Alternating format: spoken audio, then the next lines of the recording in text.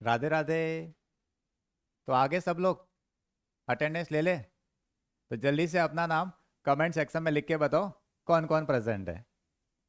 तो कल इंस्टाग्राम पे एक बच्चे का मैसेज आया कि सर, सर्दियाँ स्टार्ट हो गई है, रात को जल्दी नींद आ रही है, सुबह जल्दी उठा नहीं जा रहा, तो उसकी वजह से मेरा बैकलॉग बढ़ रहा है धीरे धीरे। तो सर मैं क्या करूँ?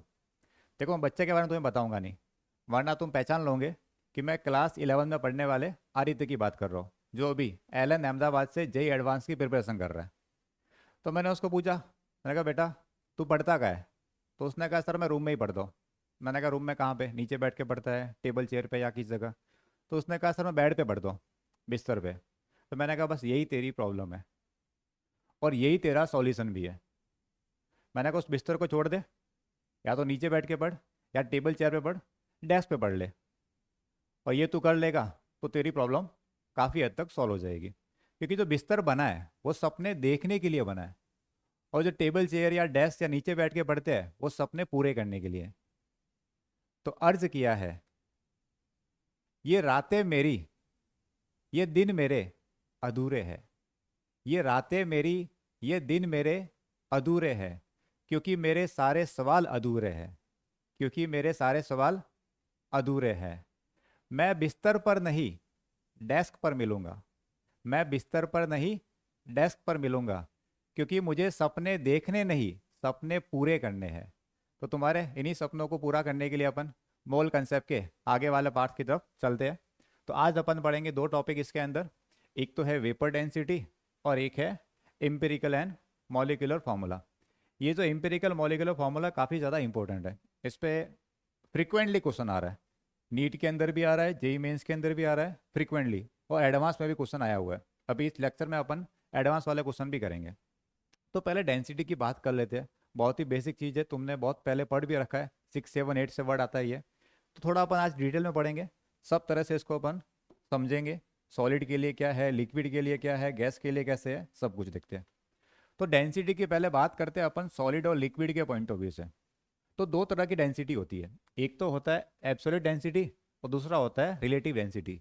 जो तुमने फॉर्मूला पढ़ रखा है डेंसिटी का, मास बाय वॉल्यूम, वो होता है एब्सोल्यूट डेंसिटी। तो मुझे जिसका मास निकालना है, जिसका डेंसिटी निकालना है, उसका मास उसी का वॉल्यूम, उसको मैं डिवाइड कर दूंगा। तो ये सबको पता है, ठीक। दूसरा होता है रिलेटिव डेंसिटी। सॉलिड और लिक्विड के लिए वर्ड यूज करते हैं अपन स्पेसिफिक ग्रेविटी। ये क्या होता है? वाटर के रेफरेंस में कितनी वैल्यू है वो बताता है। कैसे निकालते हैं? बहुत ईजी है। उस सब्सटेंस की डेंसिटी जो भी होगी वो ऐसे निकाल दी मास पर वॉल्यूम से, उसको डिवाइड करना है वाटर की डेंसिटी से। वाटर कौन सा?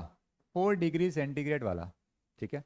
तो 4 डिग्री सेंटीग्रेड पे जो वाटर की डेंसिटी होती है, उससे उस सब्सटेंस की डेंसिटी को डिवाइड कर दो, तो ये एक नंबर आएगा।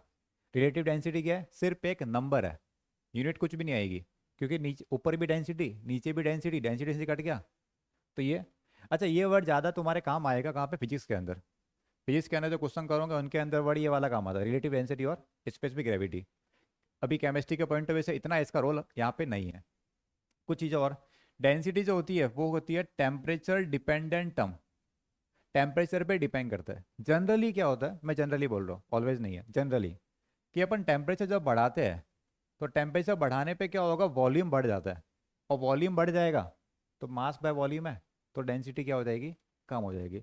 तो यूजुअली क्या होता है, ऑन इंक्रीजिंग टेम्परेचर वॉल्यूम क्या हो रहा है? इंक्रीज हो रहा है, और डेंसिटी क्या हो जाएगी? डिक्रीज। क्योंकि वॉल्यूम और डेंसिटी एक दूसरे के रेसिप्रोकल है। ये जनरल पॉइंट था। दूसरा, वाटर की जो डेंसिटी है तुम्हें याद रखनी है। 4 डिग्री पे एक 1 ग्राम पर ml, या फिर 1000 kg/m³। ये इसकी सीजीएस यूनिट है, ग्राम पर ml या ग्राम पर सेंटीमीटर क्यूब, एक ही बात है। चाहो तो इसको लिख दो ग्राम पर सीसी या ग्राम पर सेंटीमीटर क्यूब। ऐसा यूनिट के अंदर कितना होगा? 1000 kg/m³। ये है इसकी ऐसा यूनिट, ठीक है। ये तुम्हें वैल्यू याद रखनी है, एग्जाम में नहीं देगा, कभी कभी दे भी सकता है। बाकी ये वाटर की जो डेंसिटी होती है वो तुम्हें एग्जाम में नहीं देता, ठीक है। तो डेंसिटी टेम्परेचर पे डिपेंड कर रही है, और उसकी वैल्यू तुम्हें याद रखनी है। ये तो हो गया सॉलिड और लिक्विड के लिए। अब अपने केमिस्ट्री के पॉइंट ऑफ व्यू से जो इंपॉर्टेंट है वो है गैस के लिए। तो गैस के लिए जो एब्सोल्यूट डेंसिटी है वो तरीका वैसे ही है, मास बाय वॉल्यूम। ये होता है PM/RT। सर ये कहाँ से आया? ये अपन ने लास्ट क्लास में डिराइव भी कर रखा है, उससे पहले भी ये इक्वेशन पढ़ी थी, PV = NRT। अरे पढ़ रखा है। इसको मॉडिफाई करके बनाया, या देख लो, अब मॉडिफाई कर लेते हैं इसको। पीवी, एन को लिखा मैंने मास बाय मॉलिकुलर मास, मास को मैं डब्ल्यू से लिख रहा हूँ, mass by molecular mass into R T. ठीक है, इस एम को इधर भेजो, तो पी एम, इस वी को इधर ले आओ, तो ये बन गया W by V into R T, यही बना। मास को मैं इधर लेके चला गया, वॉल्यूम को इधर लेके आ गया, तो ये क्या बन गया, ये W by V, mass by volume क्या बन गया, डेंसिटी बन गया। इस आर टी को इधर ले आओ, तो डिवाइड में आ जाएगा नीचे ये। तो डेंसिटी गैस के लिए एब्सोल्यूट वर्ड लिखा है या सिर्फ डेंसिटी लिखा है, इसका वाला क्या होगा, P into M by R T. Sir P क्या है, गैस का प्रेशर, एम उस गैस का molecular mass, R gas constant है जानते ही हो, टी टेम्परेचर केल्विन के अंदर। ठीक है ये। अब यहाँ पे भी ऐसा एक दूसरा वर्ड होता है रिलेटिव डेंसिटी का, जैसे पीछे था सॉलिड लिक्विड की रिलेटिव डेंसिटी, उसको बोला था स्पेसिफिक ग्रेविटी। यहाँ पे वर्ड आता है वेपर डेंसिटी। तो वेपर डेंसिटी के लिए वेपर जो हाइड्रोजन है, हाइड्रोजन को एज ए रेफरेंस लिया जाता है। तो डेंसिटी ऑफ गैस को डिवाइड कर दो डेंसिटी ऑफ हाइड्रोजन से। जैसे पीछे देखो, पीछे अपन ने लिखा था यहाँ पे स्पेसिफिक ग्रेविटी, वो था density of substance by density of water. तो सॉलिड और लिक्विड के लिए वाटर को रेफरेंस बनाया था, उससे डिवाइड कर दिया। गैस के अंदर किसको रेफरेंस लिया है, हाइड्रोजन को, तो H2 की डेंसिटी से डिवाइड कर लेते हैं। तो वो डेंसिटी का फॉर्मूला ये ऊपर से लिखा है, P into M by R T. अब ये गैस का है तो P into mass of gas upon R T. ये H2 का है तो P into mass of H2 by R T. तो सर ये इधर से कुछ कट रहा है, हाँ P कट रहा है सर, तो P काट दो। सर आर टी कट रहा है, काट दो। तो क्या बचा सर, सर ये बचा मास of gas bye mass of H2, यही बचा। Sir molecular mass of H2 तो पता है, हाइड्रोजन का मास H2 का 2, तो सर ये हो गया m/2। तो ये तुम चाहो तो इसको याद कर लो इस तरह से, या ये याद कर दो, M average is equal to 2 into vapour density, इधर लेके मल्टीप्लाई कर दिया। ये तुम्हें डायरेक्टली याद रखना है, ये बार बार अपने काम आएगा फॉर्मूला। कैसे निकाला, सिंपल सा, डेंसिटी को, जो गैस है उसकी डेंसिटी को हाइड्रोजन की डेंसिटी से डिवाइड कर दिया। वो हाइड्रोजन की डेंसिटी को क्या लिया, रेफरेंस लिया अपन ने यहाँ पे। ठीक है, both D gas and D H two are measured at same temperature pressure, ताकि टी और पी कट जाएगा। वेपर डेंसिटी ये जो है इनडिपेंडेंट है, क्यों सर, क्योंकि डेंसिटी का रेशियो है, ये एक सिर्फ नंबर है। वेपर डेंसिटी क्या है, एक नंबर आएगा, दोनों डेंसिटी का रेशियो है। जनरली क्या होता है कि ये जो रेफरेंस गैस होती है वो कौन सी होती है, H2। क्वेश्चन में अगर नहीं लिखा तब भी H2 ही मानना है, अगर अलग होगा तो बता देगा क्वेश्चन के अंदर कि O2 को रेफरेंस लो, तो O2 से डिवाइड कर दूंगा मैं। H2 को रेफरेंस लो तो H2 डिवाइड कर दिया, हीलियम को लो, हीलियम से डिवाइड कर देंगे अपन। ठीक है, तो तुम्हें याद क्या रखना है, ये वाला formula, molecular mass is equal to 2 times vapour density. ठीक, या उधर भेज देंगे तो 2 डिवाइड में आ जाएगा। अब कभी कभी बात करता है गैस के मिक्सचर के लिए कि बहुत सारी गैस कनेक्टेड है, तो मास की जगह आ जाएगा एवरेज मास, और कुछ नहीं। तो मास की जगह क्या वर्ड यूज करेंगे अपन, एवरेज मास यूज करेंगे, सिंपल सा फॉर्मूला है। तो सर सॉलिड के लिए समझ लिया, गैस के लिए समझ लिया, तो अपने काम का एक ही फॉर्मूला है, एम एवरेज। अगर मिक्सचर होगा तो एवरेज वर्ड आ जाएगा, otherwise M of gas is equal to 2 times vapour density, 2 से मल्टीप्लाई कर देंगे। ठीक, अब इनको अप्लाई कैसे करना है, यूज कैसे करना है, उसके लिए अपन क्या करेंगे, बहुत सारे क्वेश्चन करेंगे। तो अपन चलते हैं क्वेश्चन की तरफ। कुछ क्वेश्चन मैं करूंगा, बाकी सब तुम करोगे। तो फर्स्ट क्वेश्चन है, जरा चेक करते हैं क्या पूछा है। Vapour density of a gas mixture, mixture की बात कर रहा है, कितना है 16। एवरेज मॉलिक्यूलर मास पूछा है। सर ये तो ओरल क्वेश्चन है, डायरेक्ट कर सकते हैं हम, तो कर दो जल्दी से फिर। M average is equal to 2 times vapour density. तो सर 2 से मल्टीप्लाई कर दिया किसको, 16 को, सर ये तो आ गया 32। और मॉलिक्यूलर मास की यूनिट होती है ग्राम पर मोल। सर ये तो बहुत ईजी क्वेश्चन था, हाँ सर बहुत ईजी था। इधर देखते हैं, मिक्सचर दिया हुआ तुम्हें किसका, SO3 का, और किसका दिया है, CH4 का। ठीक है, वेपर डेंसिटी किसकी दे रखी है, मिक्सचर की दे रखी है, कितनी है 20। तो क्या पूछ रहा है, मास परसेंट पूछ रहा है, किसका मास परसेंट, SO3 का। अब ये जो परसेंटेज वाला पार्ट है अपन ने आइसोटॉप का भी पढ़ लिया है, और कल पढ़ा था अपन ने कंपाउंड के पॉइंट ऑफ व्यू से। ठीक है, तो चलो वेपर डेंसिटी दी है तो एक काम करता हूँ मैं निकालता हूँ एम एवरेज। तो सर वो निकलेगा 2 times vapour density of mixture, यही निकलेगा, मिक्सचर होने पे एवरेज आएगा। तो सर वेपर डेंसिटी दे रखी है 2 टाइम्स कितना सर 20, तो ये तो हो गया सर आपका 40। एवरेज मास कितना आ गया उसका 40। अब अपन एवरेज निकाल देते हैं। तो सर वो SO3 कितना है, नहीं पता। सर CH4 कितना है, नहीं पता, मान लेते हैं अपन। क्या करें उसको, लेट एज्यूम कर लेते हैं कुछ होगा, मान लेते हैं अपन, let mole percent of SO3 SO3 इसको मान लिया मैंने x, SO3 को मान लिया मैंने x, तो CH4 कितना होगा, मोल परसेंट ऑफ CH4। तो सर ये 100 माइनस एक्स हो जाएगा, क्योंकि दोनों का मिला के तो x होगा, 100 होगा, तो ये 100 में से माइनस कर दिया मैंने x को। ठीक है सर, तो मोल परसेंट मान लिया मैंने x। अब एम एवरेज का फॉर्मूला जो अपन ने लास्ट क्लास में पढ़ रखा है, एम एवरेज, तो x परसेंट है तो x इंटू उसका मास कितना है SO3 का, SO3 कितना है सर, SO3 का मास कुछ समय दिया 80, प्लस सर ये 100 माइनस एक्स इंटू उसका मास कितना दिया सर, उसका मास दिया 16, divide by sir, divide by 100। ये चीज़ अपन पहले पढ़ चुके हैं, अगर तुम्हें लग रहा है फर्स्ट टाइम पढ़ रहे हो तो पीछे वाले वीडियो देख लो, फिर ये लेक्चर कंटिन्यू करो। सर एम एवरेज कितना है, यहाँ से दिया 40, 100 को उधर भेज लो तो 100 से मल्टीप्लाई कर देगा, तो सर ये हो गया 80x, इसको मल्टीप्लाई करो सर, ये हो गया 1600 माइनस 16x। ठीक है सर, सर एक काम करो, ये हो गया 4000, 1600 इधर लाओ, तो 4000 में से 1600 माइनस करो तो कितना आएगा 2400, 2400। 80x माइनस 16 कितना हो गया 64x। x की वैल्यू कितनी आई, तो सर x की वैल्यू आ गई 2400 डिवाइड बाय 64। सही किया, गड़बड़ तो नहीं किया, 4000, 1600, 2400 आ गया 80 और ये 64। ठीक है सर, वेरी गुड, सही कर रहे हो आप। किससे डिवाइड करूँ, 8 से कर लूँ क्या, 8 से कट रहा हूँ मैं, 8 3 जा 24 और 8 8 जा 64, यही आया सर। ये फिर कट रहा है, किससे, 4 से कट कर लेगा एक बार, 4 से कट करो तो 4 2 जा 8, 4 से कट करने पे 4 7 4 जा 28, 20 तो 5, तो सर ये आ गया 75/2, इतने परसेंट आया। बट सर ये तो ऑप्शन में नहीं है, क्योंकि ऑप्शन में ये नहीं पूछा, ऑप्शन में पूछा है मास परसेंटेज फाइंड करना। अपन ने क्या फाइंड किया है, अपन ने फाइंड किया मोल परसेंट। क्या चाहिए अपने को, मास परसेंट। कैसे निकाले, एक फॉर्मूला डिराइव किया था मैंने पिछले लेक्चर में, देखो जरा, इससे पहले वाला लेक्चर देखो जरा।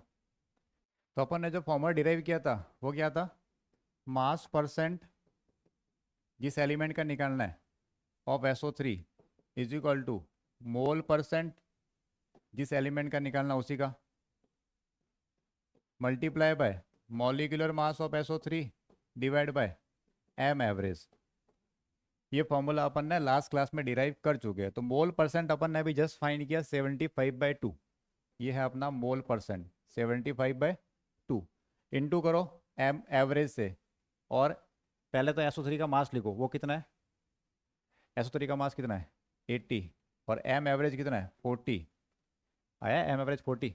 तो सर ये कट रहा है, हाँ सर ये 40 से कट गया 2, फिर ये 2 इससे कट गया, तो आंसर आ गया 75%, ऑप्शन डी।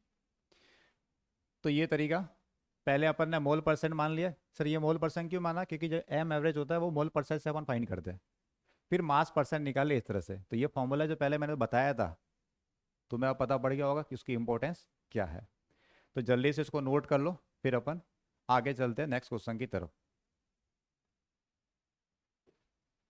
क्या लिखा है इधर, गैसियस मिक्सचर दिया है तुम्हें H2HE, मोल रेशियो दिया है, और क्या चाहिए इसको, वेपर डेंसिटी चाहिए इसको।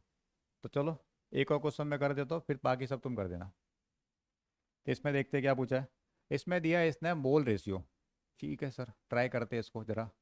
सर किसका किसका है, H2 है, हीलियम है, और CH4 है। मोल रेशियो है सर ये 2:1:1। वेपर डेंसिटी चाहिए, तो एक काम करते हैं अपन, पहले निकालते हैं एम एवरेज। पहले क्या निकालेंगे, एम एवरेज, फिर वेपर डेंसिटी निकालेंगे 2 से उसको डिवाइड कर देंगे, इट्स सो इजी। तो पहले निकालते हैं अपन एम एवरेज, ये तुम खुद निकाल सकते हो। तो मोल का रेशियो दिया 2 मल्टीप्लाई बाय H2 का मास, H2 का मास 2, प्लस 1 मल्टीप्लाई बाय हीलियम का मास 4, प्लस 1 मल्टीप्लाई बाय CH4 का मास कितना हुआ 16, 1 into 16, 1 multiply by 16 divide by total number of moles 2 + 1 + 1। तो सर ये आ गया आपके पास 4 4 और 16, नीचे कितना आ गया 4, तो सर 16 4 कितना हो गया 20, 20 और ये 4 24, 24/4, तो सर 6। अब क्या चाहिए इसको, अब चाहिए इसको वेपर डेंसिटी। तो vapour density of mixture is M average by 2। तो इसको 6 को डिवाइड कर दिया तो कितना आ गया तुम्हारे पास? 3 आ गया मिक्सचर की वेपर डेंसिटी। इजी था, इट्स सो इजी।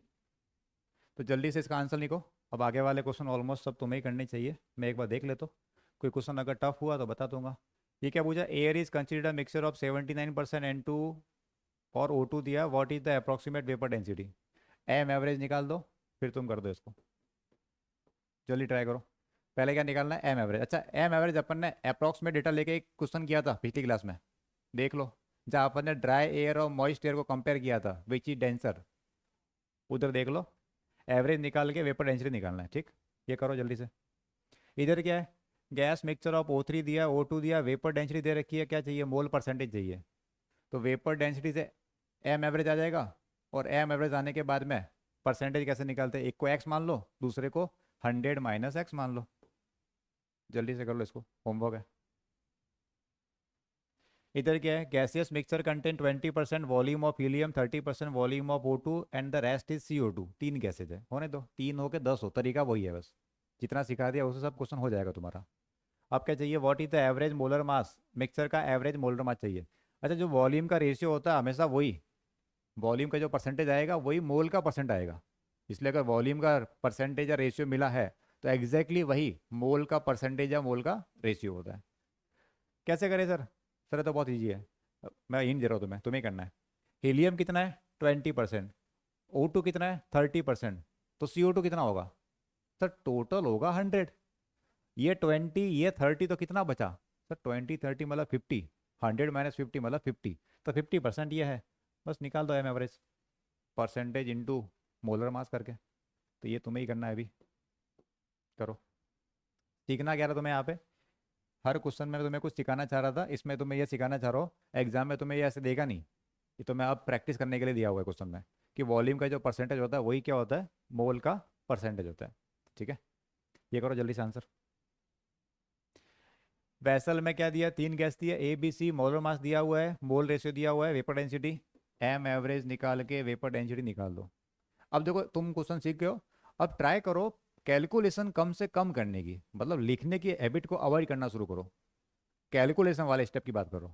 नोट्स तो बनाने हैं, क्वेश्चन लिखना है, लेकिन जब सॉल्व करो तो आप थोड़ा स्टेप कम लिखो, ताकि टाइम बचेगा तुम्हारा।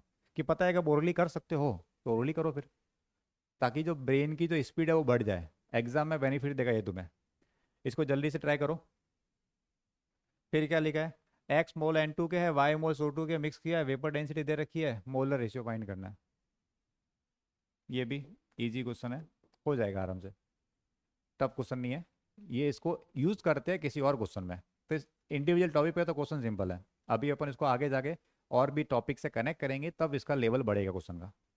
तो इतने क्वेश्चन जल्दी से करो, और इनका आंसर तुम नीचे कमेंट में लिखो कि सर क्वेश्चन नंबर 6 का आंसर ये है, 7 का आंसर ये है, 8 का आंसर है। सही होगा तो मैं लिख दूंगा करेक्ट है, नहीं होगा तो मैं लिख दूंगा, ताकि तुम्हें गलती पता चले। अब तुम अगर बताओगे नहीं तो गलती तुम्हें पता नहीं पड़ेगी तुम्हें कि तुमने सही किया या गलत किया है। ठीक है, आगे चले नेक्स्ट टॉपिक की तरफ। नेक्स्ट टॉपिक है अपना एक इंपॉर्टेंट टॉपिक है, जिसमें से क्वेश्चन ऑलमोस्ट आ ही रहे हैं। जेई में भी बहुत सारे क्वेश्चन किए, नीट में भी किए, मतलब आ रखे हैं। तो अभी PYQ करेंगे अपन इनके अंदर बहुत सारे।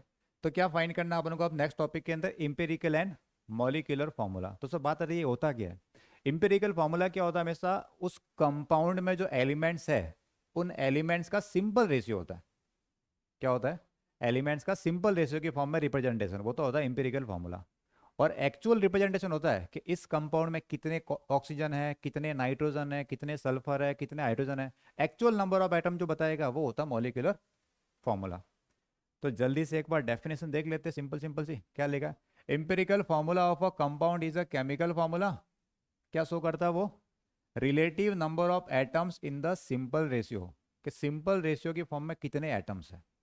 ठीक, ये क्या बताता है? Molecular formula of compound depict actual number of atoms. ये क्या बताएगा? Actual number of atoms in one molecules of the compound, कि किसी कंपाउंड के एक मॉलिक्यूल में actual number of carbon atom कितने हैं, हाइड्रोजन एटम कितने हैं, सल्फर कितने हैं, ओ कितने, जितने भी है। तो ये बताएगा सिंपल रेशियो, ये बताएगा एक्चुअल नंबर ऑफ एटम को रिप्रेजेंट करेगा। अब इंपेरिकल फार्मूला की हेल्प से अपन मॉलिक्यूलर फार्मूला निकाल सकते हैं। कैसे निकालेंगे? एन से मल्टीप्लाई करके। तो एन से मल्टीप्लाई कर दो इंपेरिकल फार्मूला को, तो वो आ जाएगा तुम्हारा मॉलिक्यूलर फार्मूला। अब सर ये एन कैसे निकालेंगे? एन क्या चीज़ है? बहुत सिंपल है। एन निकालने के लिए क्या करना है, ये जो मॉलिक्यूलर फॉर्मूला इसको तो भेजो, नीचे भेजो। तो मॉलिक्यूलर फॉर्मूला का जो फॉर्मूला मास है वो डिवाइड करना है इम्पेरिकल फॉर्मूला के फॉर्मूला मास से। मतलब जो तुमने सॉल्व किया, इम्पेरिकल फॉर्मूला निकाला, उस इम्पेरिकल फॉर्मूला का मास निकालो, तो उसको बोलते हैं इम्पेरिकल फॉर्मूला मास। और जो मॉलिक्यूलर फॉर्मूला तुम्हें क्वेश्चन में दिया होगा, वो क्वेश्चन में दिया होगा, तो मॉलिक्यूलर फॉर्मूला मास को एम्पिरिकल फॉर्मूला मास से डिवाइड करना है।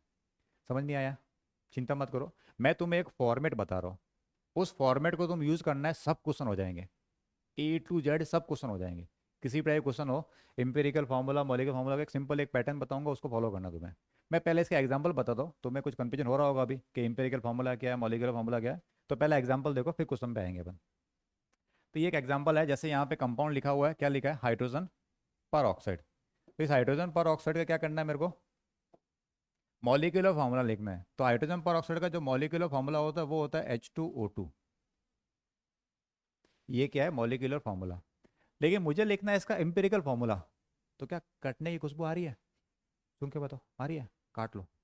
2 से 2 गया, तो क्या आ गया, HO। बस ये हो गया एम्पिरिकल फार्मूला। जो क्या बता रहा है, सिंपल रेशियो बताएगा, ये एक्चुअल नंबर ऑफ एटम बताएगा कि 2 हाइड्रोजन है 2 ऑक्सीजन है। और एग्जांपल देखो, जैसे बेंजीन है, तो बेंजीन का जो मॉलिक्यूलर फार्मूला होता है C6H6। तो बेंजीन में 6 कार्बन है 6 हाइड्रोजन है। इसी का अगर लिखना होगा मुझे एम्पिरिकल फार्मूला, तो क्या करूंगा सर, काट लो, तो CH, कट गया 6 से 6। सर एक और एग्जांपल, इथेन। इथेन को लिखते हैं क्या अपन, इथेन होता है C2H6। इथेन का फॉर्मूला क्या होता है, molecular formula C2H6। Sir cut रहा है क्या? हाँ सर कट रहा है, काट लो फिर। कितना सर, ये बचा CH3, 1:3 है। सर एसिटिक एसिड, तो एसिटिक एसिड को लिखते हैं तो अपन ऐसे है, देखना इधर, CH3COOH। ये इसको लिखते हैं अपन ऐसे है, फंक्शनल ग्रुप को दिखाने के पॉइंट ऑफ व्यू से। लेकिन मॉलिक्यूलर फॉर्मूला लिखना क्या लिखूंगा मैं, टोटल कार्बन कितने हैं? सर इसमें टोटल कार्बन है 2। ठीक है सर। सर टोटल हाइड्रोजन कितने हैं? सर टोटल हाइड्रोजन है 4। सर टोटल ऑक्सीजन कितने हैं? Sir total oxygen 2। यही तो है सर, 2 कार्बन 4 हाइड्रोजन 2 ऑक्सीजन, ये हो गया इसका मॉलिक्यूलर फॉर्मूला। हाँ ये भी मॉलिक्यूलर फॉर्मूला ही है, ये भी वही है, तो दोनों में फर्क क्या है? ये सिर्फ एटम बता रहा है, ये बताएगा किस तरह से रिप्रेजेंट किया उसको, तो ये फंक्शनल ग्रुप को रिप्रेजेंट करने के लिए यूज़ किया है। अब फंक्शनल ग्रुप क्या होता है चिंता मत करो, ऑर्गेनिक पढ़ाऊंगा तब बता दूंगा, ठीक। सर ये कट रहा है कि, हाँ से काट लो काट लो, जल्दी काटो सर। CH2O, ये 2 से कट रहा है पूरा, तो 1 2 1, 1 2 1 क्या आ गया इसका एम्पिरिकल फार्मूला, CH2O। समझ गए? तो एन से जब मल्टीप्लाई करके इसको वापस ले आ सकते हैं कन्वर्ट करके। अब एन कैसे निकालना है, इसके लिए अपन 2 3 क्वेश्चन करते हैं, फिर तुम्हें सब क्वेश्चन तुम्हें ही करने हैं। या देखो जरा, ये क्वेश्चन लिखा, पढ़ लो जरा एक बार इसको, क्या लिखा क्वेश्चन में। तो सर क्वेश्चन लिखा, ऑर्गेनिक कंपाउंड दिया है, contain 49.3% carbon, 6.84% hydrogen and vapour density is 73। Vapour density कितनी है? 73। Molecular formula of the compound is, तो कंपाउंड को चाहिए molecular formula. Sir organic compound दिया इसने, बट सर यहाँ पे तो सर कार्बन और हाइड्रोजन है और दोनों का सम करने पे 100 तो नहीं आ रहा। क्वेश्चन देखो जरा, क्या दोनों का सम करने पे 100 आ रहा है? नहीं आ रहा सर। इसका मतलब इन दोनों एलिमेंट के अलावा तीसरा एलिमेंट और है, एक और एलिमेंट प्रेजेंट है। सर कौन सा है? क्वेश्चन में नहीं दिया, तो क्या मानेंगे अपन, ऑक्सीजन। ऑर्गेनिक कंपाउंड में जब मेंशन नहीं करता है तो अपन क्या एज्यूम करते हैं कि तीसरा एलिमेंट ऑक्सीजन है, ये एज्यूम करना है, ठीक है। तो सर कैसे करना है, तो एक काम करते हैं सर, जो वेपर डेंसिटी है उससे अपन निकाल देते हैं मॉलिक्यूलर मास। निकाल सकते हो क्या? हाँ सर इतना तो आपको आता ही है, आज ही सीखा अपन ने। वेपर डेंसिटी से मॉलिक्यूलर मास कैसे निकालते हैं, तो molecular mass is equal to 2 × 73। तो ये कितना आ गया सर, ये आ गया 6, 7 2 14, 146। ये आ गया मॉलिक्यूलर मास उस कंपाउंड का, ठीक है सर। बट सर अपने को तो चाहिए मॉलिक्यूलर फॉर्मूला, मास नहीं चाहिए, फॉर्मूला चाहिए। तो मॉलिक्यूलर फॉर्मूला निकालने से पहले निकालना पड़ेगा एम्पिरिकल फॉर्मूला। सर वो कैसे निकाले, एक टेबल बनाइए, उस टेबल को तुम्हें फॉलो करना है, उससे सब तुम्हारा काम हो जाएगा। ये एक टेबल है, जितने भी क्वेश्चन होंगे एम्पिरिकल फार्मूला के, मॉलिक्यूलर फार्मूला पे, सब इसकी टेबल से ही अपन सॉल्व करेंगे, इससे अपना सब काम हो जाएगा। सर कैसे होगा बताता हूँ। तो यहाँ तुम्हें लिखना है पहले एलिमेंट कौन से है वो, पहले क्या लिखना है, कौन कौन से एलिमेंट है वो। फिर दूसरा लिखा उनका परसेंटेज कितना है, वो यहाँ लिख देंगे अपन, वो क्वेश्चन में दिया होगा तुम्हें। एटॉमिक मास तुम्हें याद रखना है, क्वेश्चन में दे भी रहता है फिर भी तुम्हें याद रखना है। फिर रिलेटिव एटॉमिक नंबर रेशियो, मतलब एक तरह से मोल निकाल रहे हैं अपन यहाँ पे, तो इस मास को इसके मोलर मास से एटॉमिक मास से डिवाइड करके मोल्स निकालेंगे। फिर उन जो मोल्स आएंगे सबके उनका निकालना सिंपल रेशियो, फिर निकालना simple whole number ratio. Load मत लो, मैं क्वेश्चन करा रहा हूँ, नहीं आता तो इतना डरने की जरूरत नहीं कि सर क्या पता नहीं क्या बोला, सब ऊपर से निकल गया। थोड़ा सब्र रखो, रुको जरा, सब बताऊंगा मैं। तो एक काम करते हैं, परसेंटेज कितना कितना देखो यहाँ पे, तो सर ये दिया है ऑर्गेनिक कंपाउंड कंटेंस, कार्बन का है 49.3, तो कार्बन का मैंने लिख दिया यहाँ पे 49.3%, ठीक है। 6.84% हाइड्रोजन, हाइड्रोजन का है 6.84%। सर ऑक्सीजन जब भी मेंशन नहीं करता इसका मतलब थर्ड एलिमेंट अगर तुम्हें एज्यूम करना है तो वो तुम्हें क्या लेना है, ऑक्सीजन। तो सर वो कितना परसेंट हो गया, काम करते पहले इनका सम करो। तो इनको अपन सम करेंगे तो आएगा 4, इधर ही कर लेते हैं फिर, इनका सम करो एक बार, कितना आ रहा है सर ये 4, 8 9 10 11, सर ये आ रहा है 56.14। इसको 100 में से माइनस करो, तो इसको 100 में से माइनस करेंगे तो आएगा अपने पास में कितना आएगा 8, इधर कितना 6, इधर कितना 4 3, मेरे तो ये आ रहा है 6 4 10, 8 9 10, 6 7 8 9 10, और ये तो मेरा आ रहा है 43.86, ठीक है लिख दिया ये, तीनों का आ गया परसेंटेज। अब क्या लिखना है, एटॉमिक मास, सर कार्बन का एटॉमिक मास, सर कार्बन का 12, सर हाइड्रोजन का एटॉमिक मास 1, सर ऑक्सीजन का एटॉमिक मास सर 16, लिख दिया। अब क्या करना है, रिलेटिव एटॉमिक नंबर का रेशियो, मतलब मोल, मोल निकालना तुम्हें मोल रेशियो की टर्म में। तो 12 से इसको डिवाइड करो तो सर ये आएगा 49.3 डिवाइड बाय 12, ये कुछ आएगा। इधर डिवाइड करेंगे अपन 6.84 को 1 से, तो सर वो तो वो का वही आएगा 6.84। इधर डिवाइड करेंगे 16 से, तो 43.84 को डिवाइड करेंगे किससे, 16 से, तो कुछ आएगा। सर डिवाइड करना पड़ेगा क्या, हाँ सर करना पड़ेगा। क्या पूरा करना पड़ेगा, नहीं, अप्रॉक्सीमेटली निकालेंगे अपन, ठीक। सर ये 12 से कट रहा है क्या, हाँ सर, अगर ये 48 होता, सुनना, अगर ये 48 होता तो आता 12 4 जा 48, सर 48 से ज़्यादा है तो 4 से ज़्यादा आएगा, मान लेते 0.1 आ गया, कितना 4.1, सर 12 4 जा 48 होता है, उससे थोड़ा सा ज़्यादा है तो 4.1 लगा दिया, तुम लगाओ तो 1 लगाओ 2 लगाओ चल जाएगा। ये तो 6.48 आया है, ये कितना आ रहा है, ये है 43.84 डिवाइड बाय 16, 16 का 3 टाइम्स कितना होता है, 16 इंटू 3 48, उससे कम आ रहा है सर, थोड़ा सा कम आ रहा है। और डबल कितना होता है 32, 32 से ज़्यादा दूर है, 48 से थोड़ा सा कम है, तो इसका मतलब 2.6 2.7 आ रहा होगा। फिर भी अपन इतना तुक्का नहीं मार रहे थे, थोड़ा सा अपन चेक कर लेते जरा एक बार, जल्दी से अपन रफ में चेक कर लेंगे। 16 3 जा तो 3 तो जाएगा नहीं, 2, 16 2 जा 32, ये माइनस कर दिया 11 बचा, पॉइंट लगाया सर ये आ गया 8, कितना आएगा 7 टाइम्स, 7 6 जा 42, 4 7 और 11, तो 2.7 समथिंग आ रहा है, ठीक है। और सॉरी सॉरी, अभी तो पूरा गायब हो जाता, हाँ कितना आ गया 2.7, ऐसे इस तरह से निकालना होता है, पीछे के सेकंड डिजिट पे मत जाओ चलेगा। सर ये निकाल दिया, कैसे किया, डिवाइड करके। सर अब क्या करना है, सिंपलेस्ट एटॉमिक नंबर रेशियो निकालना है। इन तीनों में सबसे छोटा नंबर कौन सा है, इन तीनों में सबसे छोटा नंबर कौन सा है, सर सबसे छोटा है ये 2.7, इससे तीनों को डिवाइड कर दो, 2.7 से तीनों को डिवाइड करो, मतलब ये है कि 4.1 को 2.7 से डिवाइड करो, ये 6.84 को डिवाइड करो 2.7 से, और ये 2.7 को डिवाइड करो 2.7 से। इन तीनों में क्या निकालना है, सिंपलेस्ट रेशियो निकालना है, तो सबसे छोटे वाले से एक बार सबको डिवाइड कर दो, कर दिया, कितना आ रहा है ये, सर ये बता दिया मैंने 1 आ रहा है।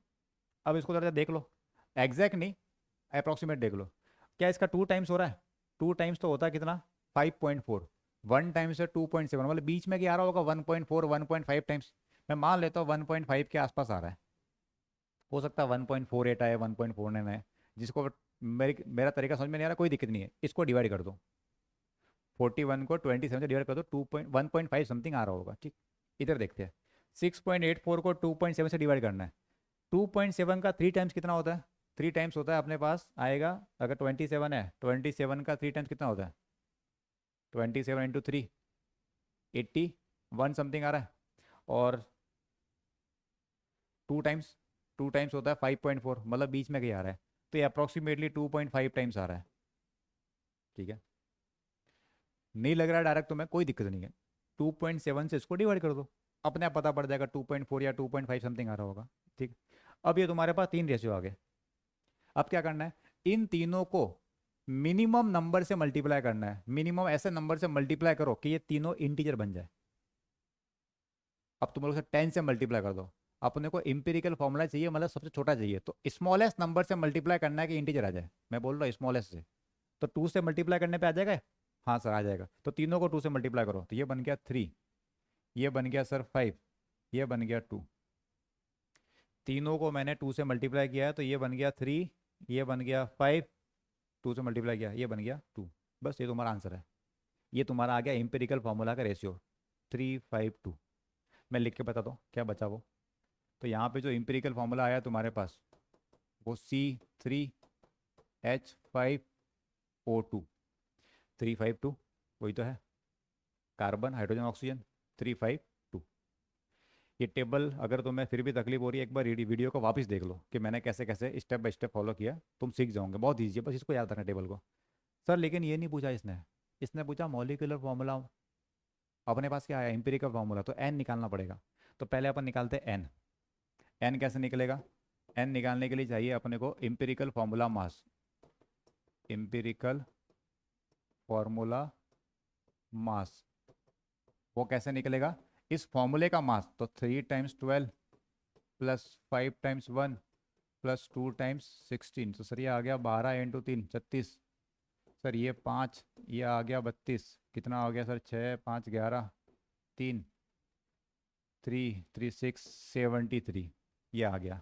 एन चाहिए मेरे को, एन क्या था, मॉलिक्यूलर फार्मूला मास, नहीं, हाँ मॉलिक्यूलर फार्मूला मास, या मॉलिक्यूलर मास लिखो सिंपल सा, molecular mass divide by empirical formula mass, empirical formula mass.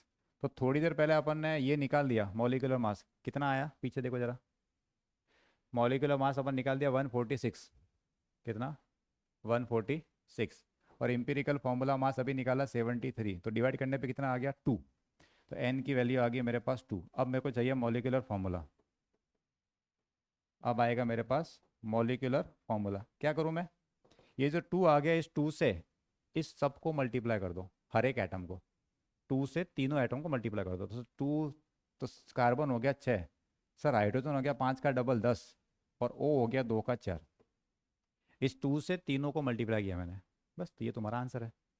ये एक पैटर्न है, इसी पैटर्न को फॉलो करना है, इससे सब क्वेश्चन हो जाएंगे तुम्हारे पास एम्पिरिकल फार्मूला और मॉलिक्यूलर फार्मूला के।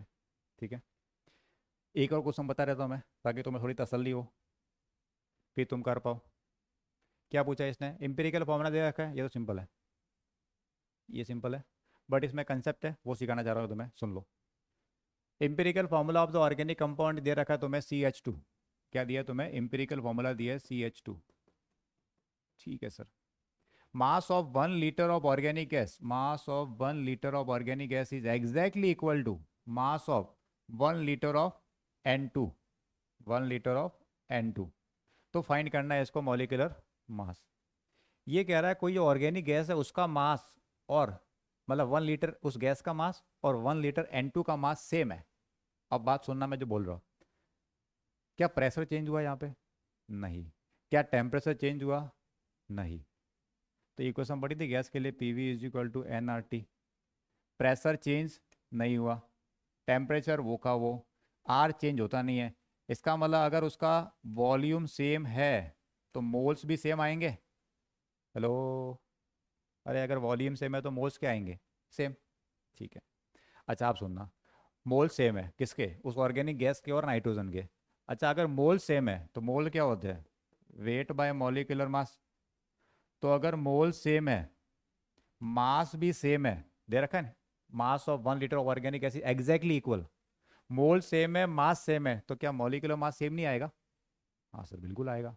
जब ये सेम है ये सेम है तो एक ही तो बचा, इसका मतलब मॉलिक्यूलर मास भी क्या रहेगा, सेम रहेगा, किसके इक्वल, जितना नाइट्रोजन का होता है। तो इसका मतलब तुम्हें यहाँ पे मॉलिक्यूलर मास दे रखा है कितना, molecular mass of organic gas is equal to molecular mass of किसका मास, N2 का, दैट इज नाइट्रोजन का 28। अब बताओ n कितना होगा। तो सर n निकलेगा, मॉलिक्यूलर मास को डिवाइड कर दो इंपेरिकल फार्मूला मास से। इंपेरिकल फार्मूला मास तो कार्बन का 12 और 2 तो 12 + 2, तो ये आ जाएगा अपने पास 2। अब बताओ मॉलिक्यूलर फार्मूला क्या बना तुम्हारा, तो 2 से मल्टीप्लाई कर दो इसको, तो ये बन गया C2 और H2 का 2 4, ये आ गया तुम्हारा आंसर इस तरह से।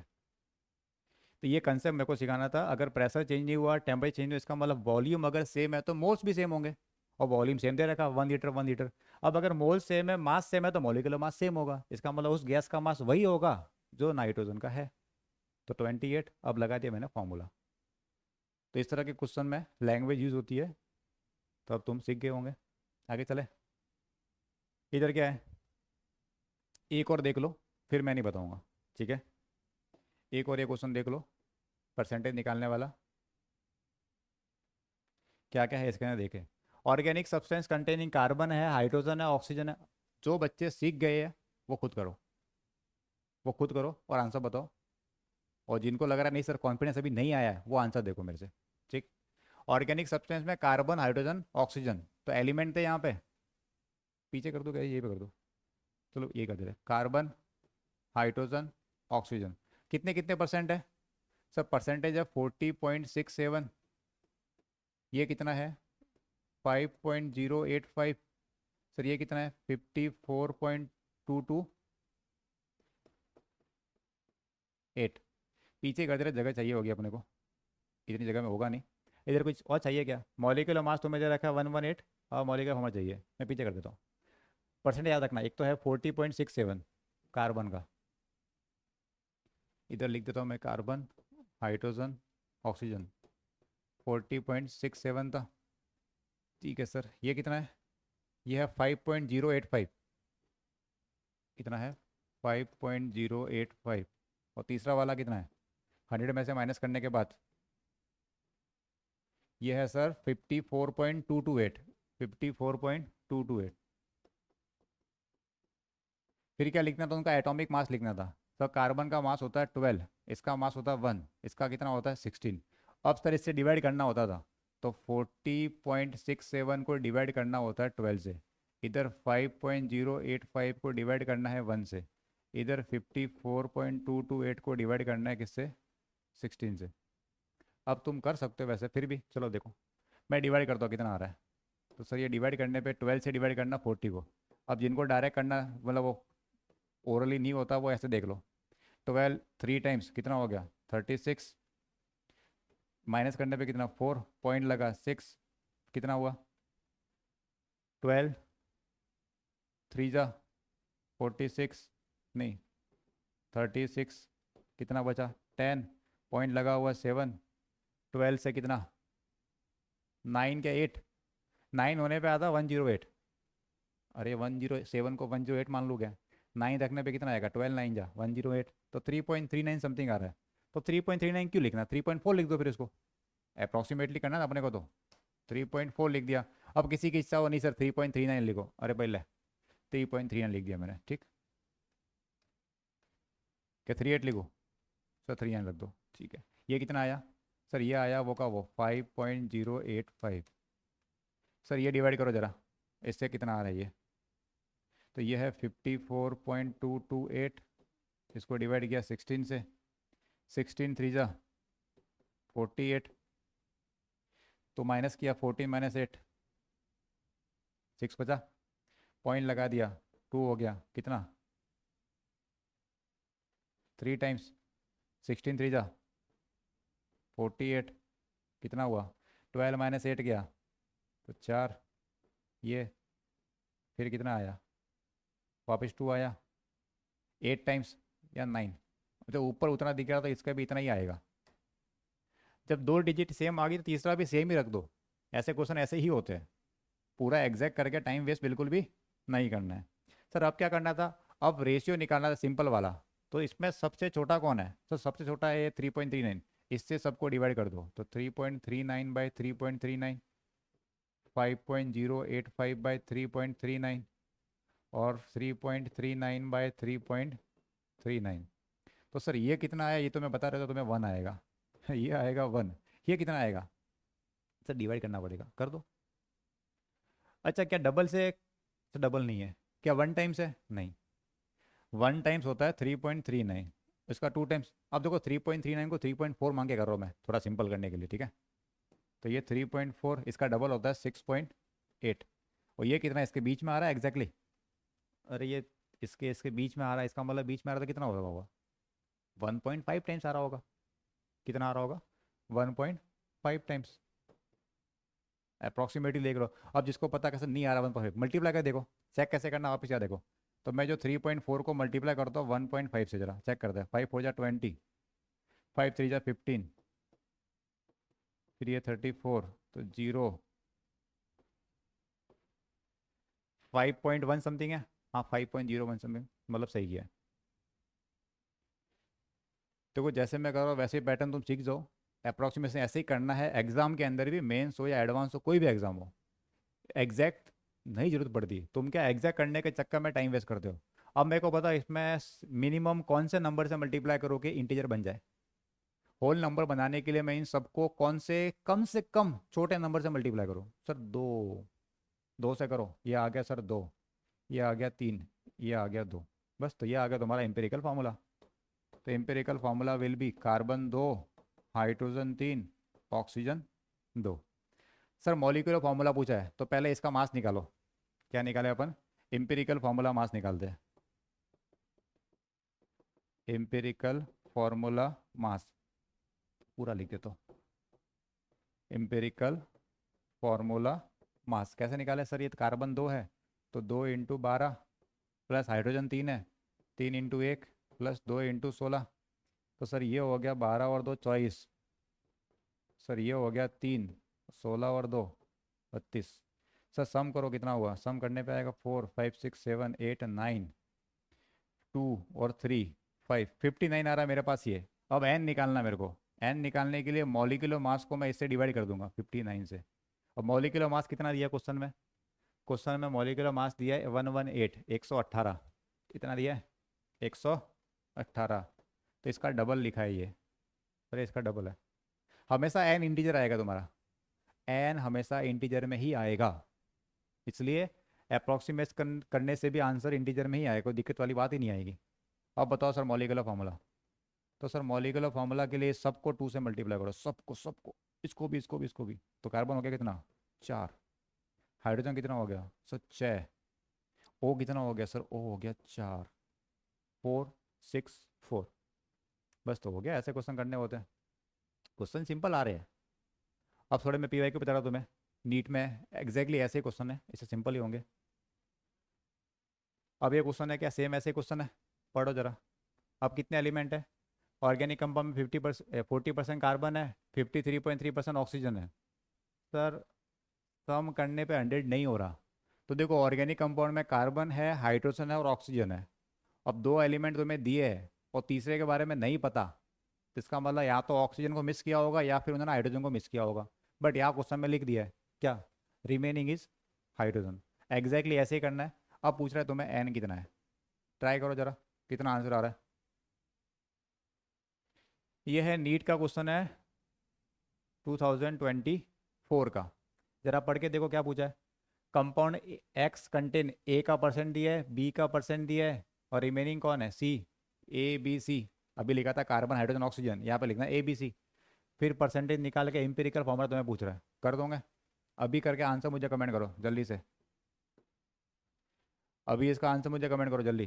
क्या करना है यहाँ पे, ए लिखना है, बी लिखना है, सी लिखना है। ए कितना सर, ए है 32%, बी कितना 20%, रिमेनिंग मतलब क्या, रिमेनिंग मतलब 48% सी। फिर क्या करना है, ए का मास लिखना है, ए का मास कितना है सर, ए का मास है 64, बी का मास कितना सर 40, सी का मास कितना 20। ये तो इनका परसेंटेज लिखा, ये उनका एटॉमिक मास लिखा। फिर आगे तुम सॉल्व करो, ये तुम्हें होमवर्क दिया अभी जल्दी से करो। अब देखो क्वेश्चन एक दो जगह मुझे जरूरत पड़ेगी आगे, जेई का क्वेश्चन है वो बताऊंगा, बाकी ये सब सिंपल क्वेश्चन है। ये 2021 का क्वेश्चन है। क्या पूछा है? Organic compound contain 78% by weight, carbon दे रखा है, रिमेनिंग कौन है? हाइड्रोजन। 100 में से माइनस कर दो, कार्बन हाइड्रोजन दो एलिमेंट है, उन दोनों का फॉर्मूला चाहिए। Exactly same. जल्दी से आंसर कमेंट करो क्या आ रहा है। ये 2008 का क्वेश्चन है नीट का।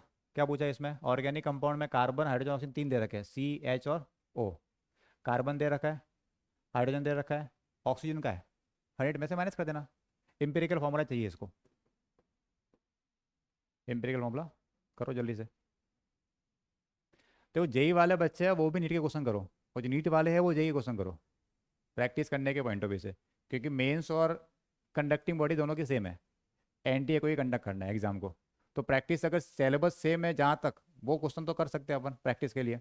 हाँ, जो अलग क्वेश्चन आएंगे वो नहीं करने अपने को, कि जो सिर्फ और सिर्फ जेई के अंदर है वो नीट वालों को नहीं करना।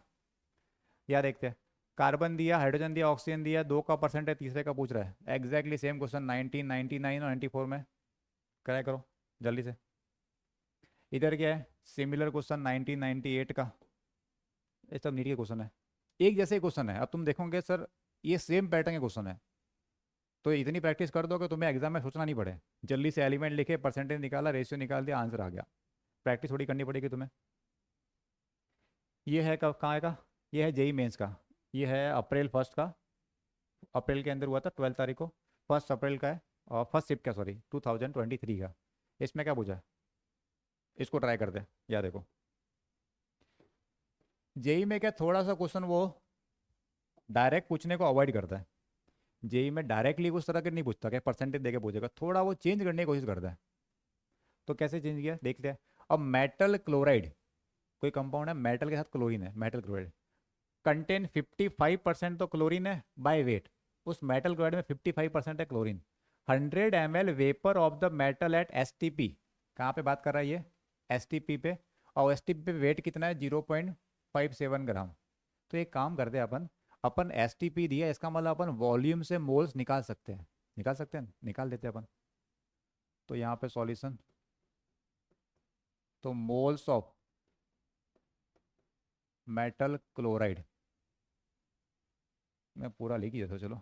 Moles of metal chloride.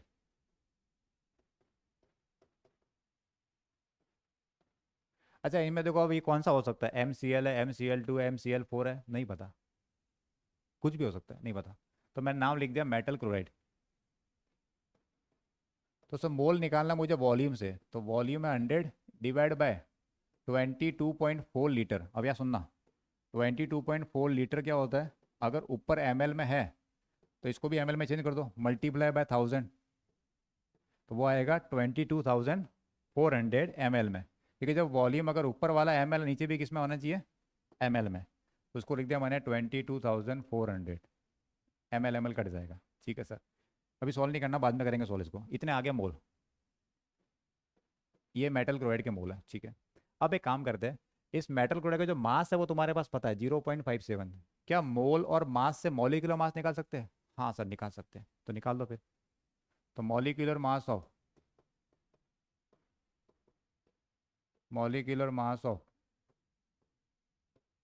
Metal chloride, तो वो कैसे निकालेंगे मॉलिक्यूलर मास, जब तुम्हें मोल्स पता है? अरे याद देखो, मोल्स होते हैं mass by molecular mass. Moles क्या होते हैं? मास बाय मॉलिक्यूलर मास। तो मॉलिक्यूलर मास कितना आएगा? मोल्स को नीचे भेजो, तो उस मास को मोल से डिवाइड कर दो। मास को मोल से, मास कितना? 0.57, तो मास है 0.57 डिवाइड बाय मोल्स, ये मोल्स आ गए 100/22,400। अरे रुक जा, 100/22,400, तो ये ग्राम पर मोल में आ गया अपने पास मॉलिक्यूलर मास। ठीक है, इस मॉलिक्यूलर मास का 55% क्लोरीन है, तो मास ऑफ क्लोरीन कितना होगा? 55%।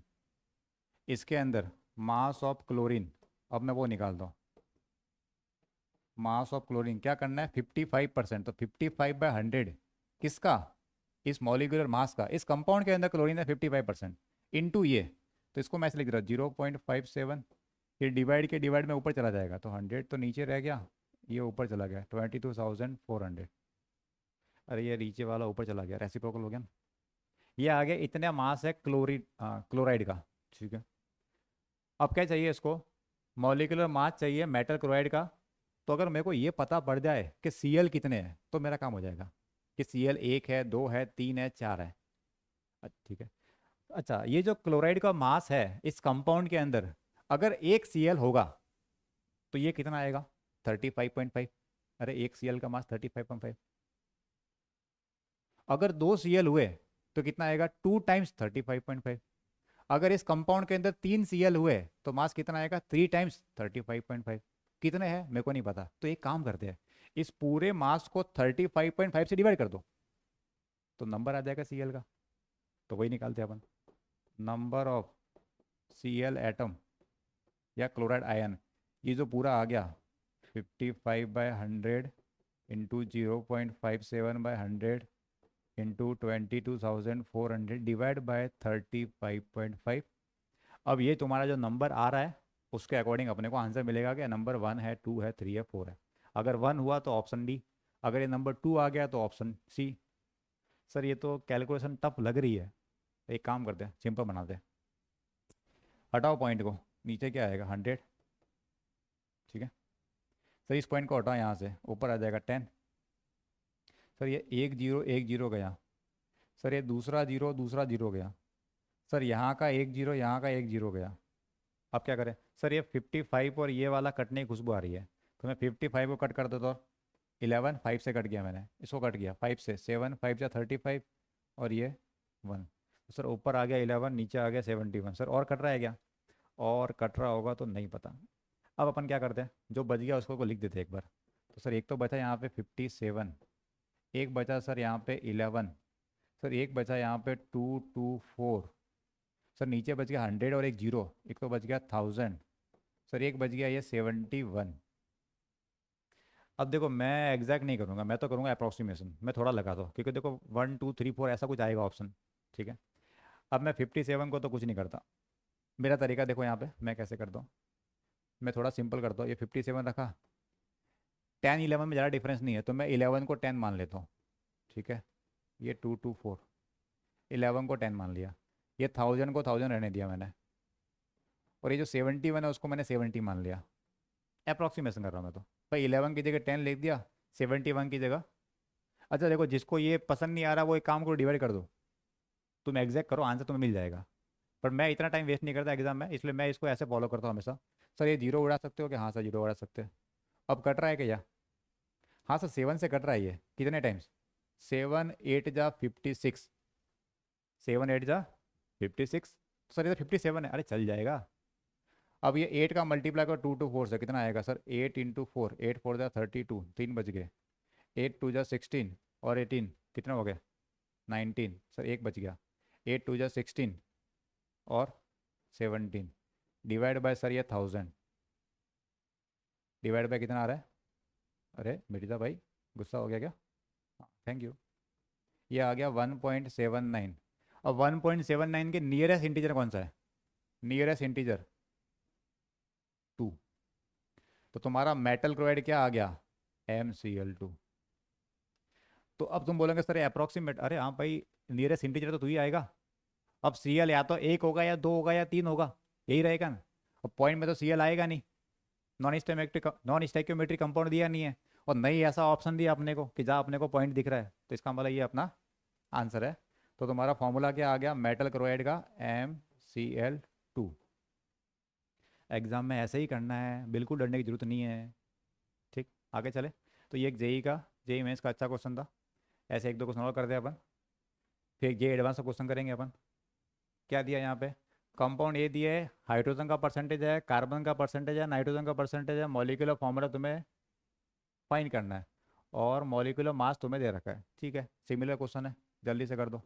पहले जो क्वेश्चन किया अपन ने वैसे ही है, कार्बन हाइड्रोजन नाइट्रोजन जो भी दे रखा है, करो जल्दी से। इधर क्या है? हाँ ये एक अच्छा क्वेश्चन है, इसको तुम्हें देखो। थोड़े लेवल वाले क्वेश्चन है तो मज़ा भी आता है कंसेप्ट सिखाने में। अब सुनना इसको, बहुत ही अच्छा क्वेश्चन है, पूरा फोकस यही पे। क्या दिया है? Ratio of mass percent of carbon and hydrogen. Carbon hydrogen का मास परसेंट कितना है? 6:1। इस फॉर्मूले को ध्यान से देखो, क्या लिखा है?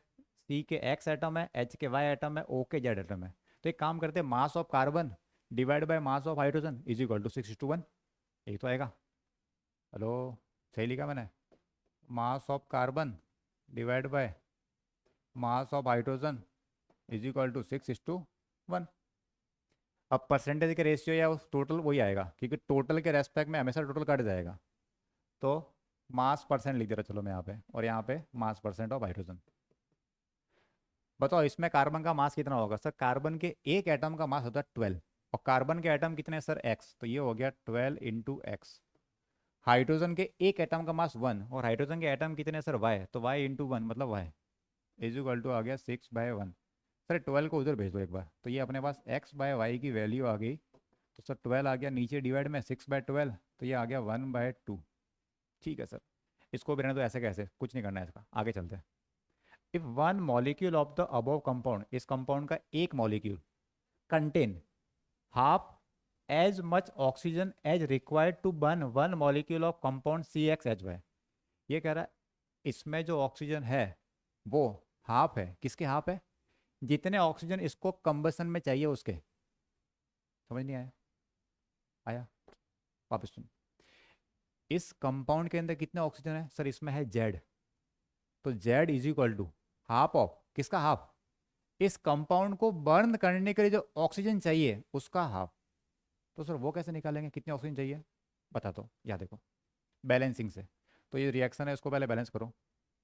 तो CxHy था, इसका कंबसन करना है किसके साथ में? O2 के साथ में। तो सब कार्बन का कंबसन करने पे तो बनता है CO2, और हाइड्रोजन का कंबसन करने पे बनता है H2O। ये एक दिन पहले भी बैलेंस किया मैंने पिछले लेक्चर के अंदर, 2-3 लेक्चर पीछे जाओ मिल जाएगा तुम्हें। अब यहाँ पे कार्बन के आइटम कितने? एक्स, तो इधर एक्स से मल्टीप्लाई कर दिया ताकि कार्बन बैलेंस हो गया। हाइड्रोजन कितना है? वाई, तो इधर मैंने y/2 से मल्टीप्लाई कर दिया ताकि ये 2 से 2 कट जाएगा, वाई बच जाएगा।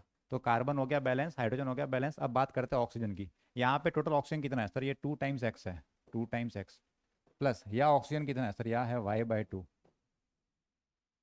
ये 2x, ये y/2 टोटल ऑक्सीजन। इधर भी उतने होने चाहिए ऑक्सीजन। यहाँ पे कितना लिखूँ मैं? यहाँ लिख देता हूँ मैं x + y/4। सर ये तो x + y/2 था, ये 4 कहाँ से आ गया? अरे भाई यहाँ O2 है, तो इसको 2 से मल्टीप्लाई करके देखो, क्या वही नहीं आ रहा क्या?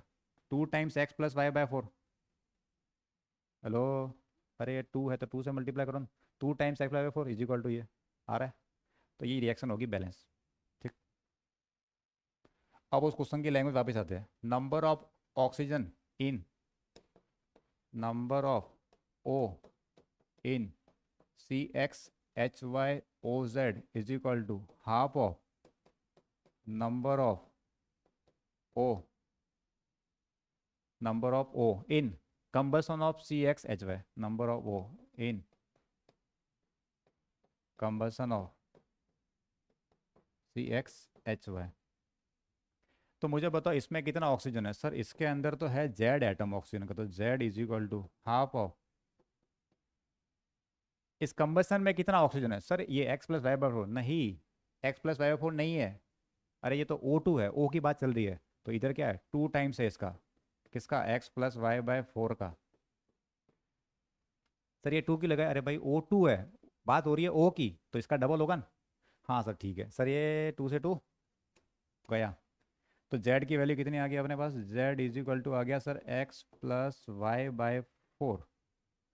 सर अपने को तो फॉर्मूला निकालने के लिए रेशियो चाहिए x/y/z, तभी ये फॉर्मूला बनेगा CxHyOz। तो सर वो कैसे निकाले? एक काम करते, ये कुछ आ रहा होगा, x + y is equal to 1/2, कुछ आ रहा होगा। कितना है? एक काम कर लो तुम, एक थोड़ी देर के लिए इसका आपस में क्रॉस मल्टीप्लाई कर दो, या y को उधर भेज दो। तो x कितना आया तुम्हारे पास? x आ गया y/2, इक्वेशन नंबर 1। अरे y को उधर भेज दिया मैंने, तो y/2 आ गया। अब x की वैल्यू उठा के यहाँ रख दो, तो z इज इक्वल टू इस x की जगह वो रखो वहाँ से उठा के, y/2 प्लस y/4। तो सर कितना आया आपके पास z? तो सर z आ गया सर, ये एक बार एलसीएम ले लो 4, तो 2y + y 3y/4, ये आ गया z। अब क्या चाहिए मुझे? x/y/z, x का y का और z का आपस में चाहिए रेशियो। यही चाहिए ना, X is to Y is to, ताकि मेरा फॉर्मूला बन जाएगा। एक्स कितना है सर? सर एक्स है y/2, तो एक्स की जगह रखा मैंने y/2। सर वाई तो वाई है, एक्स की जगह y/2, वाई की जगह वाई, जेड। सर जेड ये रहा 3y/4, जेड है 3y/4। सर एक तो वाई सब जगह से काट लो, वाई सब जगह से काट लो, और इस पूरे को 4 से मल्टीप्लाई करो। सो 4 क्यों लिया? ये 2 और 4 का एलसीएम, 2 और 4 का एलसीएम, तो पूरे को 4 से मल्टीप्लाई किया तो ये बन गया सर, 4 से मल्टीप्लाई करने पे 4/2 2, ये बन गया 4 1 जा 4, और ये बन गया 3। तो हमारा आंसर आ गया ये इंपेरिकल फार्मूला। एक्स की जगह 2 रख दो, वाई की जगह 4 रख दो, जेड की जगह 3 रख दो।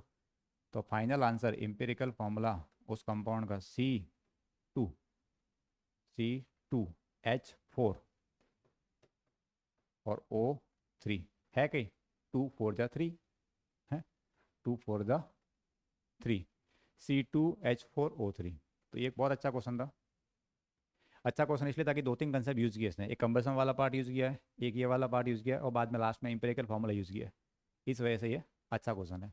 तो ऐसे क्वेश्चन 2018 में आया, वापस रिपीट हो सकता है। नीट वालों तुम भी प्रिपेयर रहो, और जेई मेंस में वापस क्वेश्चन आने में कोई दिक्कत नहीं है। मज़ा आया? आगे चले। ये है जेई एडवांस का क्वेश्चन 2022 का, ज़्यादा पुराना भी नहीं है, 3 साल पुराना ही क्वेश्चन है। 2000, अरे रुक जा रुक जा रुक जा भाई, कहाँ जा रहा है? हाँ, क्वेश्चन कनेक्ट करके पूछा इसने। क्वेश्चन क्या है? क्वेश्चन है वन और more than one option correct वाला क्वेश्चन है, बहुत अच्छा क्वेश्चन है, सुनना। To check the principle of multiple proportion, पढ़ा था मल्टीपल प्रपोर्शन पहले, बेसिक कंसेप्ट का 3rd या 4th लेक्चर के अंदर। हाँ वही, multiple proportion, a series of pure binary compound P M Q N were analysed. बहुत सारे कंपाउंड बने हैं, पी के एम एटम है, क्यू के एन एटम है, and their composition is tabulated below. और उस कंपोजिशन जो है, कि जो कंपाउंड फर्स्ट बना उसमें वेट परसेंट दिया है पी और क्यू का, दूसरा कंपाउंड जो बना उसमें परसेंट दिया है, तीसरे कंपाउंड में परसेंट दिया है, तो ऑप्शन दिए इनमें से कौन सा चेक करना है। बहुत ईजी क्वेश्चन है। पहला ऑप्शन देखते हैं, if empirical formula of compound 3 is P3Q4, अगर ये कह रहा है थर्ड काले का फॉर्मूला ऐसा है, मान लो है, तो एम्पेरिकल फॉर्मूला ऑफ 2 ये होना चाहिए। थर्ड का अगर फॉर्मूला दिया है तो 2 का ये होना चाहिए। बहुत इजी क्वेश्चन है, यहाँ देखो मैं कर दो, तुम यहाँ देखो जल्दी से कर लेते हैं अपन इसको। मैं ऑप्शन ए पे आता हूँ। ऑप्शन ए में फर्स्ट लाइन पढ़ रहा हूँ, एम्पेरिकल फॉर्मूला थर्ड का क्या मानना है, P3Q4, P3Q4। मैं थोड़ी देर के लिए P का मास मान लेता हूँ P है, और Q का मास मान लेता हूँ Q, एक एटम का। P के एक एटम का मास P, और Q के एक एटम का मास Q। तो P3Q4 में P का मास और Q के मास का मैं रेशियो निकाल दो, P और Q के मास का रेशियो। तो सर पहले वाले में कितने हैं, 3P है, डिवाइड बाय, तो 3P क्या है, P3Q4 में P का मास, अरे मैं लिख देता चलो, याद देखो, मास percent of P divide by mass percent of Q। हाँ, तो टोटल तो वैसे सेम आएगा, तो टोटल से डिवाइड करने में फर्क भी नहीं पड़ेगा, तो ये आया 3P, और नीचे आ गया 4P, 4Q। अरे P की जगह 3P, Q की जगह 4Q, क्यों, फॉर्मूला देख के। अब यही वाला एक्सपेरिमेंट से कितना आ रहा है? सर एक्सपेरिमेंट से P और Q का परसेंटेज है 40 और 60, कितना? सर यही फॉर्मूला 40 और 60 के इक्वल है परसेंटेज। अरे ये तो फॉर्मूले से निकाला और ये टेबल से निकाला 40 60। सर इसको उधर भेज लो, 4 और 6 को, 3 और 4 को, P/Q की वैल्यू बताओ। सर P/Q आएगा, ये 3/4 चला गया उधर, ये पहले तो काट लो इसको, ये 3, ये 2, 2/3, और इनको उधर भेज लो, तो सर ये आ गया अपने पास 8/9, 4 चला गया ऊपर, 3 आ गया नीचे, 8/9, ये P/Q है। ठीक, आगे चलते हैं। अब ये कह रहा है कि इंपेरिकल फॉर्मूला ऑफ 2 होना चाहिए P3Q2, कंपाउंड 2 की बात करते हैं। कंपाउंड 2 में इंपेरिकल फॉर्मूला क्या आना चाहिए, P3Q5। एक काम करते हैं, इधर से निकालते हैं अपन मास का रेशियो, P3Q5 कंपाउंड 2 में, तो क्या आएगा 3P/Q, कितने 5, 5Q। अरे ये 3P, ये 5Q, 3P/5Q is equal to, experiment से क्या मिला 44.4 डिवाइड बाय 55.6। अब ये 11 से काट रहा हूँ मैं 4, और 11 से काट रहा हूँ मैं 5, देखो पीछे वाला पॉइंट हटा दिया मैंने, डायरेक्ट किया मैंने 4:5। अब बताओ P/Q कितना आ रहा है, ये P/Q सर अब आ रहा है इसके अंदर 3 उधर चला गया, 5 उधर चला गया, तो ये आ गया सर 4/3। 4/3 क्या दोनों सेम है? नहीं है, तो इसका मतलब ऑप्शन ए रॉन्ग है। ऑप्शन ए मल्टीपल प्रपोर्शन को वैलिड नहीं कर रहा है। क्यों? मल्टीपल प्रपोर्शन में रेशियो आएगा क्या? सेम आएगा। क्या सेम आ रहा है? नहीं आ रहा, तो नहीं है। तो कंपाउंड कुछ भी हो, 2 एलिमेंट मोर देन 2 कंपाउंड वाला, तो रेशियो क्या आएगा उसका? आपस में सेम आना चाहिए। 8/9 आ रहा है, यहाँ पे कितना 4/3 इक्वल नहीं आ रहा है, इसका मतलब ऑप्शन ए रॉन्ग। ऐसे ही ऑप्शन बी की तरफ चलते हैं। ऑप्शन बी पे चलते हैं, चारों चेक करने पड़ेंगे, मल्टी करेक्ट है। empirical formula of compound 3 is P3Q2 and atomic weight of element P दिया है, then the atomic Q। एक काम करते हैं, ये कह रहा है कि थर्ड वाले का कितना है? P3Q2। किसकी बात कर रहे हैं अपन? इसमें चल रहे हैं अपन कंपाउंड 3 की बात चल रही है। कंपाउंड 3 में क्या बोला? empirical formula of compound is P3Q2, तो 3 times P 2 times Q is equal to, experiment से क्या आ रहा है? ये 3PQ2, एक्सपेरिमेंट से थर्ड में क्या 40/60, एक्सपेरिमेंट से कितना 40/60। तो इधर बताओ P/Q कितना आया इसके अकॉर्डिंग, इस कंडीशन के अकॉर्डिंग, तो सर उधर भेज लो। सर ये 2/3 है, ये 3/2 है, कितना हो गया? 4/9। सही किया क्या? अभी चेक कर लो। ये 2/3, अरे काट लो, 2 चला गया ऊपर, 3 आ गया नीचे, 4/9। P/Q आ रहा है 4/9। अब लगाते हैं कंडीशन। अब कंडीशन क्या है? Atomic weight of element P अगर 20 है, P अगर 20 है, तो एटॉमिक वेट Q का 45 आना चाहिए। रख के देखो जरा, इससे अपन निकालते हैं Q। P/9, P कितना है क्वेश्चन में दिया? P कितना 20, तो 20/9 डिवाइड बाय 4। अरे P की जगह क्या रखना है? 20, 9 मल्टीप्लाई 4 इधर, क्या ये आ रहा है सर? हाँ 4 से कट रहा है ये 5, 9 4 ज़ा 45, तो Q की वैल्यू आ रही है 45। क्या सही बोला इसने? हाँ सर, अगर ये 20 है तो 45 आना चाहिए, आ गया, मतलब सही है। तो ऑप्शन 2 करेक्ट है। ऐसे ही बाकी ऑप्शन भी चेक करना है, चिंता मत करो, मैं करा रहा हूँ, डोंट वरी। थर्ड ऑप्शन देखते हैं। एम्पेरिकल फॉर्मूला ऑफ कंपाउंड 2 है PQ। अगर 2 वाले का कितना है? PQ मान लेते हैं, P चलेगा। कंपाउंड 2 की बात करते हैं, PQ।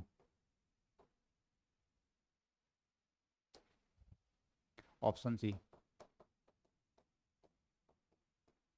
किसकी? कौन सा कंपाउंड था बताओ जरा? कंपाउंड कौन सा? कंपाउंड 2, और क्या लिखा है? PQ। कंपाउंड 2 की बात कर रहा है PQ, तो मतलब P/Q आ गया। और कंपाउंड 2 की बात कर रहा है, तो कंपाउंड 2 में रेशियो क्या है? कंपाउंड 2 में देखो 44 और 55.6, 44 और 55.6, तो तुम्हारे पास P/Q कितना आ गया इस कंडीशन के अकॉर्डिंग? ये आ गया सर 4/5। अब आगे चलते हैं। अब क्या बोल रहा है? Empirical formula of the compound 1 is, तो 1 का ये आना चाहिए P5Q4। 1 कितना आना चाहिए? P5Q4। Compound 1 P5Q4।